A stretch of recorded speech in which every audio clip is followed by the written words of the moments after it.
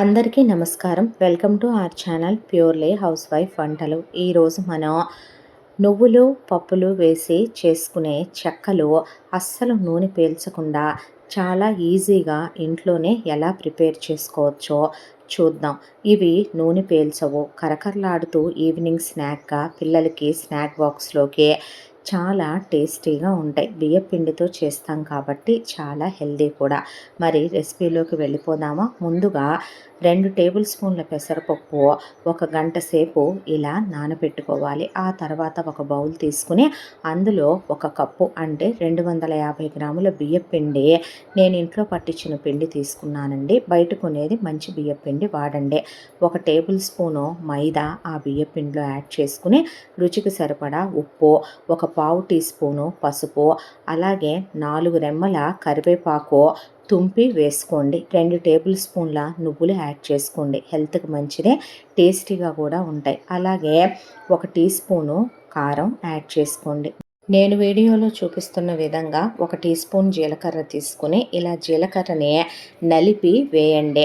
అలా వేయటం వల్ల దానిలో ఉన్న ఫ్లేవర్స్ బయటకు వచ్చి చాలా కమ్మగా అనిపిస్తుంది. ఇప్పుడు మనం ఇవన్నీ పిండిలో యాడ్ చేసుకున్నాక, నేను ఇంట్లో కౌగి వాడతానండి, మీరు ఇంట్లో ఉన్న నెయ్యి అయినా సరే 1 టేబుల్ స్పూను ఈ పిండిలో యాడ్ చేసుకోండి. నెయ్యి కడిగించైనా వేసుకోవచ్చు, నేను పేరిన నెయ్యే వేశాను. ముందుగా మనం పక్కన పెట్టుకున్న నానబెట్టి ఉంచుకున్న పప్పుల్ని కూడా ఈ పిండిలో వేసి యాడ్ చేసి మర్దిస్తూ కలపండి.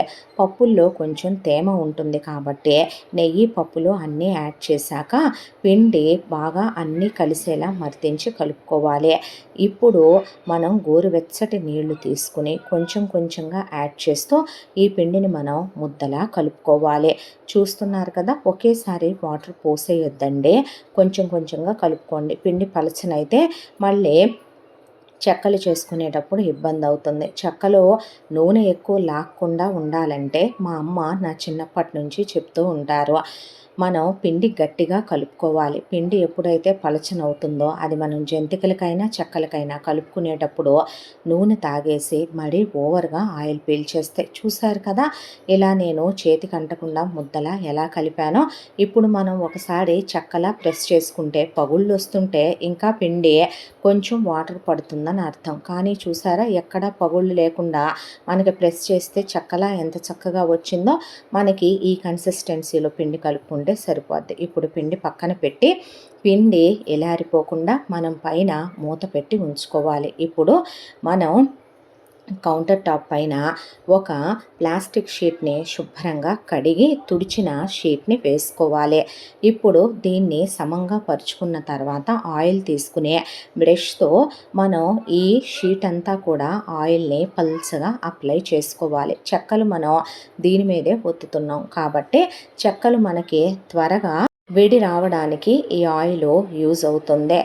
మనం ముందుగానే కలిపి ఉంచుకున్న పిండి ముద్దలో నుంచి మనం ఎంత సైజు చెక్క చేసుకోవాలి అనుకుంటున్నామో ఆ చెక్కకి తగినట్టుగా మనం ముందు చేతులకి ఆయిల్ రాసుకుని పిండి చేతికి అంటుకోకుండా చిన్న చిన్న బాల్స్ లాగా పిండిని తీసుకుని ఉండలుగా చేసుకుని ముందు మనం ప్లేట్లో పెట్టుకోవాలి. నేను తక్కువ పిండి కలిపాను కాబట్టి నేను ఒకేసారి ఉండలు చేసేసుకొని ఒకేసారి చెక్కలు ఒత్తేసుకుంటున్నాను. కానీ ఎక్కువ క్వాంటిటీలో చేసుకునే వాళ్ళు కొంచెం పిండి తీసే ఒక 10 నుండి 20 వరకు మీకు సరిపడా పిండి మాత్రమే ఉండలు చేసుకుంటూ ఉండండి. మిగతా పిండి మీద తడిబట్ట కప్పేయటం కానీ లేదంటే మూత పెట్టి క్లోజ్ చేయటం కానీ చేయండి. పిండి ఆరిపోతే చెక్కలు విరిగిపోతాయి, జాగ్రత్త అండి.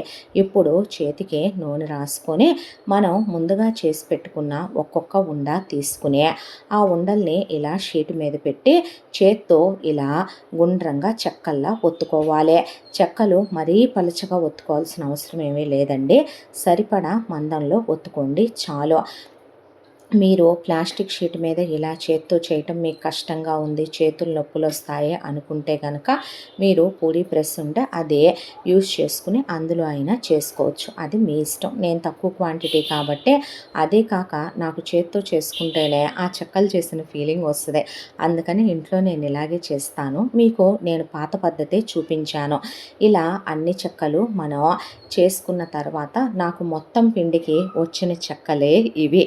ఇప్పుడు మనం స్టవ్ ఆన్ చేసుకొని స్టవ్ మీద కళాయి పెట్టుకొని సరిపడా నూనె పోసుకోవాలి. నేను ఎక్కువ నూనె పోయనండి, డీప్ ఫ్రైలకి ఆయిల్ రెండోసారికి యూస్ చేయను కాబట్టి పావు కేజీ ఆయిలే యాడ్ చేశాను. ఇప్పుడు ఆయిల్ బాగా వేడెక్కాక స్టవ్ని మీడియం ఫ్లేమ్లో పెట్టుకొని, చూసారు కదా చెక్కలు ఎంత తేలిగ్గా ఊడొచ్చాయో మనకి ప్లాస్టిక్ షీట్ మీద నుంచి, అలా ఒక్కొక్క చెక్క తీసుకుని ఆయిల్లో వేసి, ముందు మనం వేసిన చెక్క పైకి తేలిన తరువాతే ఆయిల్లో మనం రెండో చెక్కని వేసుకోవాలి. చెక్క మరి పలచనైపోతే షీట్కి అతుకుపోతుంది, ఆయిల్లో వేయగానే మాడిపోతుంది. చెక్కలు చేసుకునేటప్పుడే ఈవెన్గా వచ్చేలా చేసుకోండి. ఇలా ఒక్కొక్కటిగా ఆయిల్లో వేసి స్టవ్ మీడియం ఫ్లేమ్ మీద పెట్టి రెండు వైపులా తిప్పుకుంటూ వేయించుకోండి. మనం ఇందులో అడిషనల్ ఫుడ్ కలర్స్ ఏమీ యాడ్ చేయలేదండి. మనం వేసిన పసుపుకి మంచి కలర్ వస్తాయి. ఎప్పుడైతే ఆయిల్ బబుల్స్ రావటం ఆగిపోద్దో చెక్కలు ఫ్రై అయినట్టే. చెక్కలు కానీ చక్రాలు కానీ మనం చేసుకునేటప్పుడు మురుకులు జంతికలు మన్నే మ్యాజిక్ చేసి మాయ చేస్తాయి.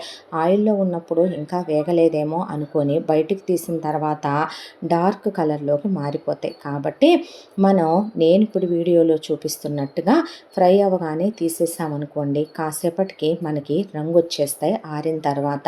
ఇవి నేను చేస్తూ ఉంటేనే మా ఇంట్లో వాళ్ళు తినేస్తున్నారు, అంత బాగుంటాయండి ఈ చెక్కలు. క్రంచీగా క్రిస్పీగా నోట్లో వేసుకుంటే కరిగిపోయేలాగా మనం నెయ్యి యాడ్ చేసాం కదా, దాంతో చాలా చాలా బాగుంటాయి.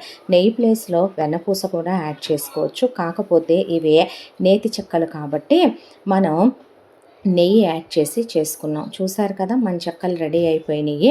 ఆల్రెడీ మా ఇంట్లో ఒక హాఫ్ తినడం కూడా అయిపోయిందండి. మన ఛానల్ని తప్పకుండా లైక్ చేసి సబ్స్క్రైబ్ చేసుకోవటం మర్చిపోకండి. ఇలాంటి ఎన్నో మంచి మంచి వంటలు ఇంకా రాబోతున్నాయి మన ఛానల్లో. మీరు ఈ రెసిపీని ట్రై చేసి ఎలా కుదిరిందో నాకు తప్పకుండా కమెంట్ సెక్షన్లో చెప్పండి. మళ్ళీ మళ్ళీ మీ ఇంట్లో వాళ్ళు కావాలంటారు, నాది గ్యారంటీ.